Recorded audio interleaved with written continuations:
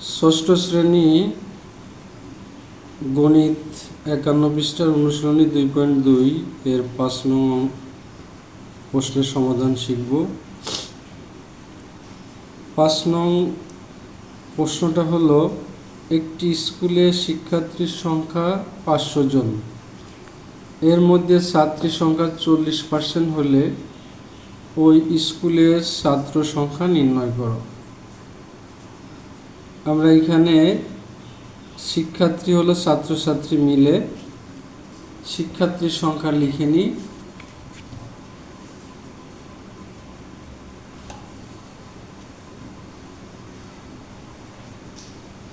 শিক্ষার্থীর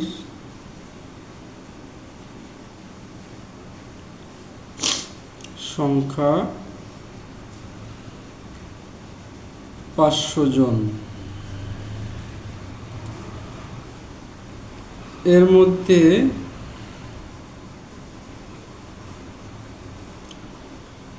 ছাত্রীর সংখ্যা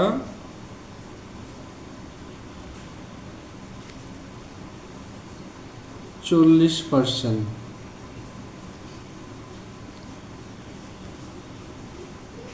ওই স্কুলের ছাত্র সংখ্যা কত? তা ছাত্রীর সংখ্যা যেহেতু 40%, আমরা ছাত্রীর সংখ্যা আগে নির্ণয় করি। এর মধ্যে মানে 500 এর 40% হলো ছাত্রী, অতএব ছাত্রী সংখ্যা সমান সমান ছাত্রী সংখ্যা সমান সমান 500 এর 40%। শিক্ষার্থীর সংখ্যা 500 জন, এর মধ্যে এর মানে 500 এর 40% হলো ছাত্রী, অতএব 500 এর সাথে এর করলে আমরা ছাত্রী সংখ্যা পাবো। এর মানে হলো গুণ, আর 40% ভেঙে দিলে হয় 40-এর 100, শতকরা উঠাই দিলে নিচে পাওয়ার 100 দিতে হবে। কাটাকাটি করি, একটা শূন্য উপরে একটা শূন্য, আর একটা শূন্য নিচের থেকে কাটি, উপরে একটা কাটি।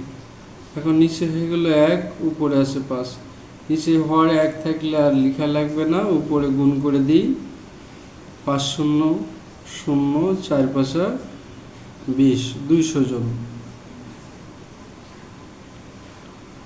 তাহলে ছাত্রীর সংখ্যা 200 জন। এখানে চাইছে ওই স্কুলের ছাত্র সংখ্যা নির্ণয় করো।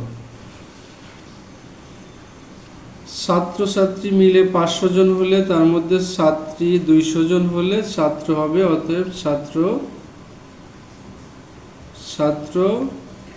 সংখ্যা সমান সমান 500 বিয়োগ ছাত্রী সংখ্যা, জন বিয়োগ করলে থাকে 300 জন। অতএব উত্তর ছাত্র 300 জন। ধন্যবাদ।